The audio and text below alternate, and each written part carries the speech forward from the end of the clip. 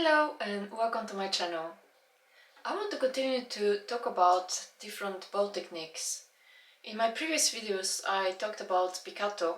If you didn't watch that, please go back and watch it. I also have some videos about sautier and détaché and string crossing. So if you want to learn more about bow technique, please just find my videos and let me know what you think, or if you need another video about bow technique. Me personally, I really love bow technique because I always consider myself to had a problem with that when I was younger, and I remember that at that time nobody explained to me how to do bow technique, so I started to learn about that quite recently actually, to just collect a lot of information and listen to a lot of videos and famous violinists that I really admire, and just see how they are doing, what they are saying, and this is how I started to make this bow technique series. And today specifically I'm going to talk about Ricochet. In my opinion, this is one of the easiest technique for bouncing bow. So I will start by showing you how you can do the basic of Ricochet, and then I will advance and show you more Ricochet on 4 strings or arpeggiated Ricochet. This technique is very often used in a violin concertos and also in Paganini first caprice. So you probably know Mendelssohn violin concerto, of course. And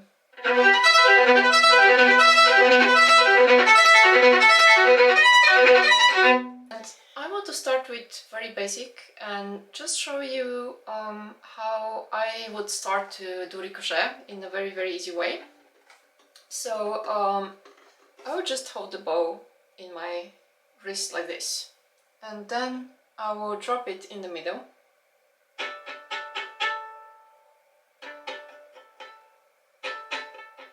So be sure that you are in the middle of the bow and that your wrist is quite relaxed, so don't hold it very tight. It will jump anyway, but for later on it's good if your wrist is relaxed. And after you do that, you get some a couple of notes like downwards, so you can feel how on which place your bow is jumping.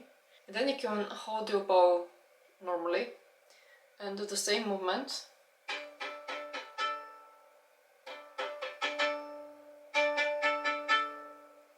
Or you can also try upwards. I don't think there is any big difference from bouncing the bow down or up in this early stage. Of course, maybe when you play arpeggiated, it's a little bit different, but right now it's almost the same. So you can try down.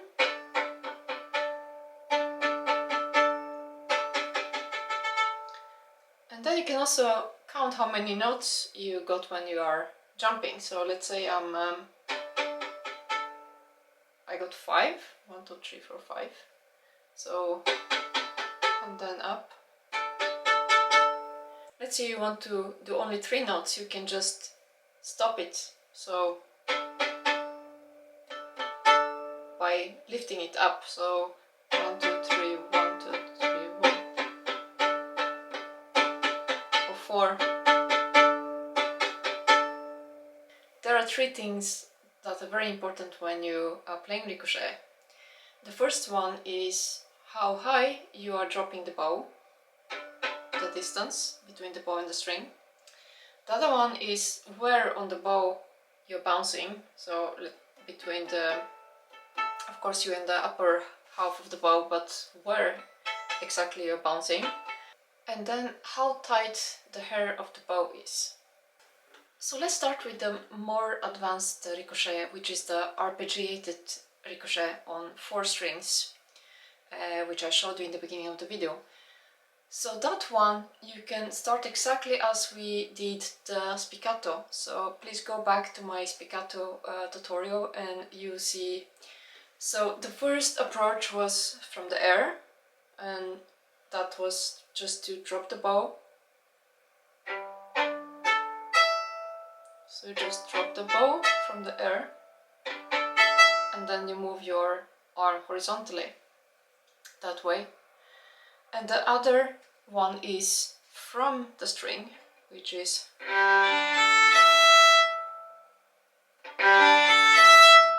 so these are the two ways we do spiccato, and it's the same technique now we're going to use on Ricochet. So the first one I'm dropping from the air.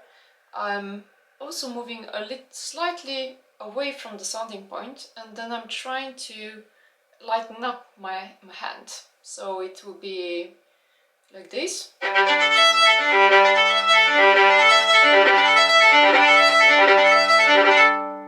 Still sounds a little bit like spiccato for me. So to get this jumping property to work, you can add a little kick on the bottom string. So you just like make a small accent, or like you just kick the string with your bow.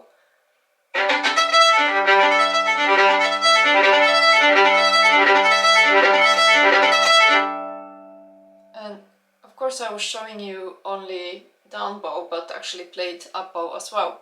But you can start by doing only the down bow and then do legato up, so it will be like this.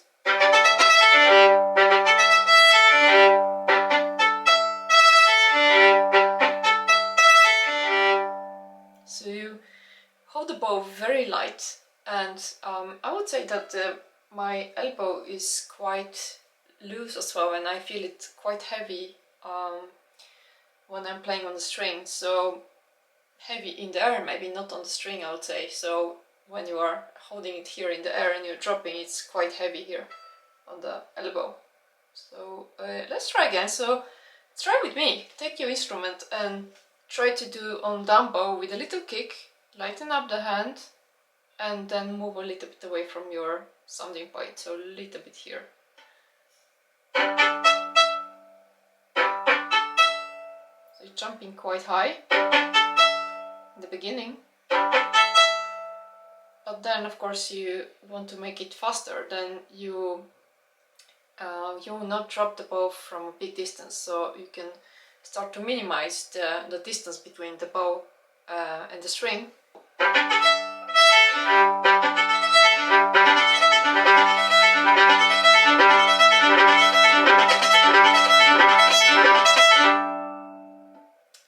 And what is difficult, I think, is to get both down and up in a very clear, good way. So you're going to start by doing legato down and then spiccato up. Or you can also say that you are pinching the bow like upwards. And do this movement with your whole arm. So one more time.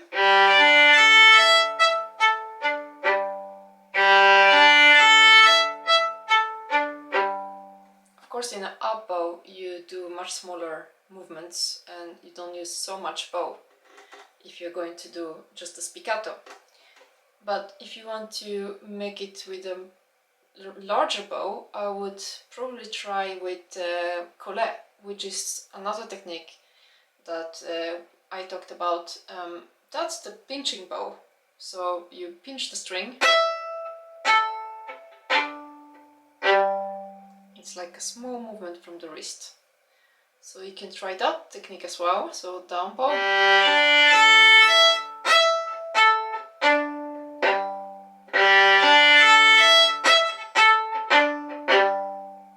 And I feel that in a fast tempo that's quite difficult, so I will try very, very slow.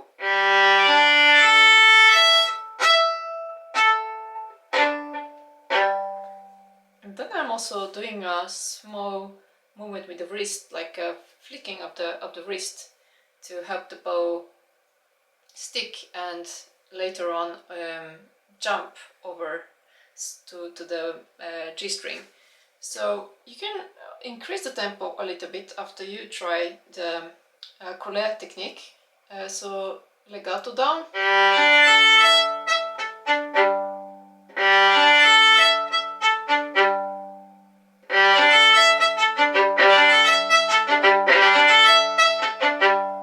And then you do similarly similarly like we did on down bow, with a small impulse up and the flickering of the wrist, and it will be.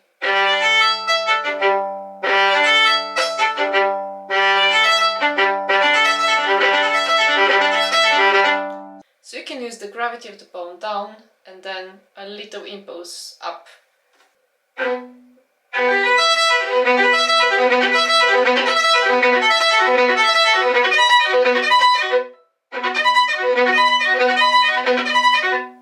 You can also experiment where your bow is having these bouncing properties. For example, mine is more towards the middle than to the top.